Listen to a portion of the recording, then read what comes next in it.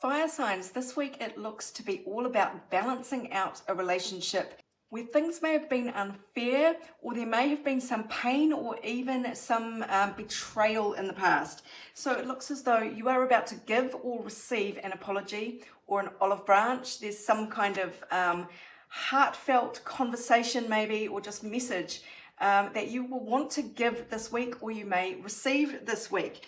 And it will be something with the still card here that is very honest. So somebody may have distilled down their feelings and realized that really it's time to express them. Now that might be you, but it might be somebody else. Take it as it resonates for you. Whatever it is going to bring balance back into a relationship. One of you may have felt abandoned, cast out in the snow, and that situation is going to reverse itself this week, or it has the opportunity to. As I say, it could have related to a relationship where one person felt trapped. It may be to do with sort of codependence. It may be in some ways feeling rejected, or just some negativity there that limits your freedom. So either this is releasing you now from this sort of cage of feeling sorry for yourself maybe, and that is this conversation releases you from that, and you finally can move on, or this is repairing the rift that somebody who left, or maybe even betrayed you, has caused. Let's see what the universe wants you to know about this rift being repaired, or this emotional restoration. So look at this. While there is great joy ahead for you in this situation and great emotional charge, emotional fulfillment, there is this slight caution here about financial stability. Now, whether or not you might be tempted to spend a lot of money, or maybe you want to be generous to someone, and there is a caution against that. Just this exuberance and this innocence and this emotional joy just might have you making a few financial mistakes, or in some way sacrificing your stability, your emotional stability, or your financial stability. So that does seem to be an issue here. Let's see what comes out of this. What does the universe want you to know? So lean away from doing anything urgently, quickly, on the spur of the moment. The Eight of Wands, also known as Cupid's arrows, is kind of the energy of quick action and expansion, even international travel. So this is saying don't do that anytime soon. Just try and rein in the emotion. It might be very tempting with this joy here and the emotional like fireworks to make some decisions that are not in your financial best interests. And in fact, this card, the Ten of Pentacles in reverse, came out again just to reinforce that energy. So you do not want to be, generosity here, money bags, just giving. Even if it's of your time, you really want to just rein it in here. So this is lean towards financial conservatism, conserving everything. And maybe in some cases it is breaking with tradition, because in the upright this is all about very august, old-fashioned traditions and old-fashioned notions of what long-term stability is. So maybe that is going to be relevant for some of you, but really it just feels like making sure you don't make any mistakes or are not taken advantage of with affluence, security, privilege. So yeah, interesting. Let's get some more guidance just to see what the rest of this message is around this. Well, this is a time to receive, not necessarily to give. Try not to take control of a situation and make it happen through your actions and also through money. This is really a time to be receptive. Enjoy the emotional connection, but don't try and make something with it by taking action. Magnetic receptive power is what you want to sit in at the moment, and you can revel in this joyful energy without making commitments, like rash commitments to longevity here. You want to just see how this goes. Your dreams need a practical plan. Now, to me, this is saying Don't be rash. Don't promise a whole lot of stuff immediately. Taurus likes to move quite slowly. It's earth sign, so it's stable and grounded and practical. And so it's saying don't just exuberantly promise the world and throw money around left, right, and center. That's not what you want to do. But look at this. You are in a position at the moment of immense growth. Old habits and old conditioning is falling away. And maybe in the past, I mean, were you tempted to use money instead of your time or commitment? Or do you sort of equate emotions with money in some way, and being money bags helps you secure people's love? You don't need to do that anymore. So this is a time of immense growth for you. Look at this.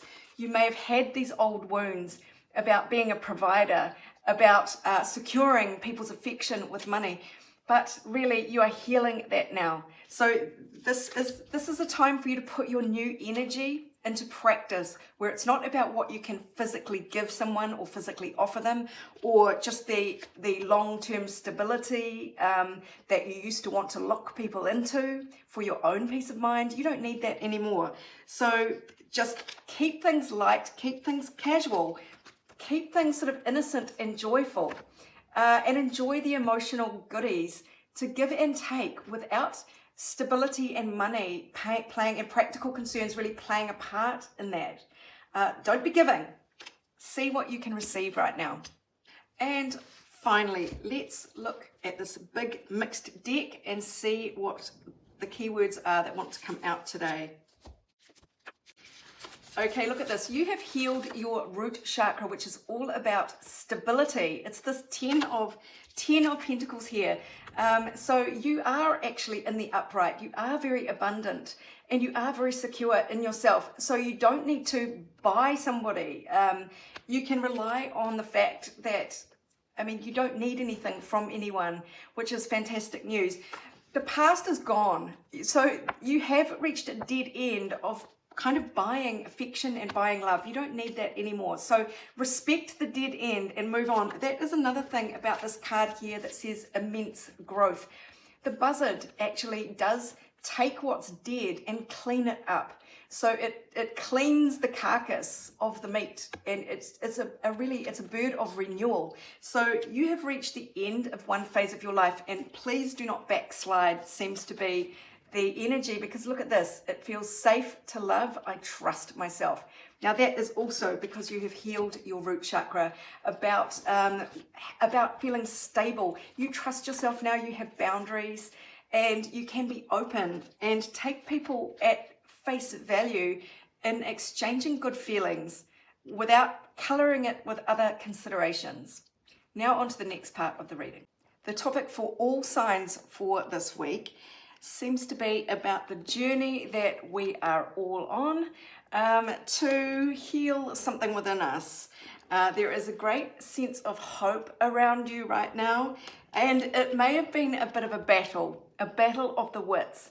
Now, this can be to do with romance, especially if you're in separation from someone, but really, mostly I feel it is to do with grappling with your own internal kind of wrangling here. This is your conscious mind versus your subconscious mind. It is getting over past issues, doing shadow work.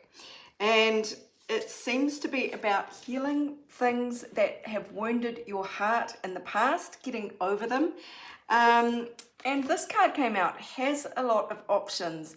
Now, if this is you, then you might have been a bit confused. You might have made choices in the past that you felt were not right for you or didn't work out the way you wanted them to work out.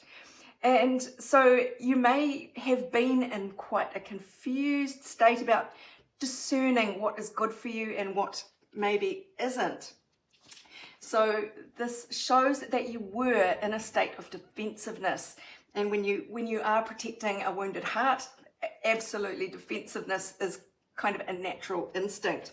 But now you're at this point with the Two of Swords in reverse of knowing what you want to do. The way ahead on your journey feels very clear now, or it feels like the way is opening up, whether you see it yet or not.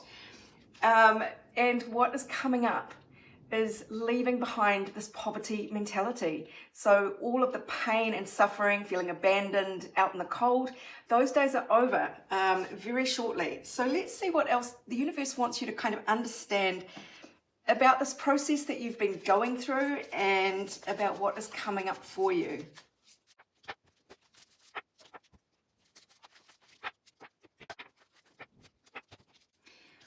Okay, so after a period of solitude and maybe going within to really study yourself, this is your time of rebirth. This is enough of the retreat, enough of the soul searching. You are about to emerge triumphant.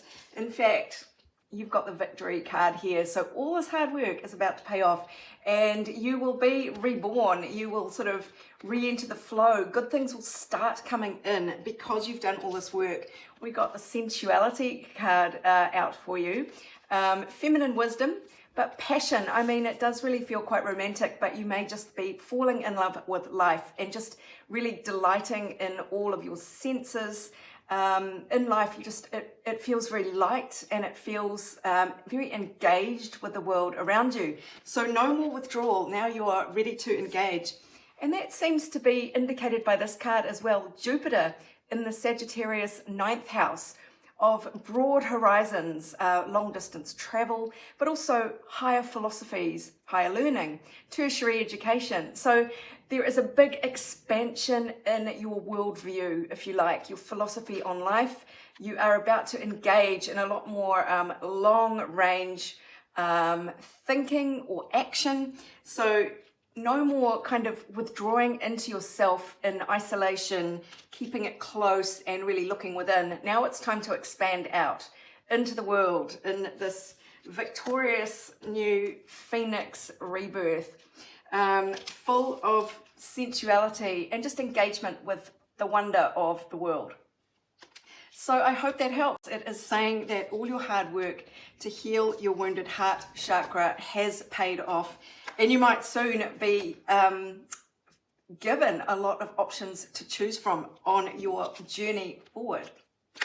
So if you would like your own personal reading on this topic or any other, go to my website, abundancelovejoy.com. But meanwhile, this is Sarah wishing you much abundance, love and joy for the week ahead and beyond.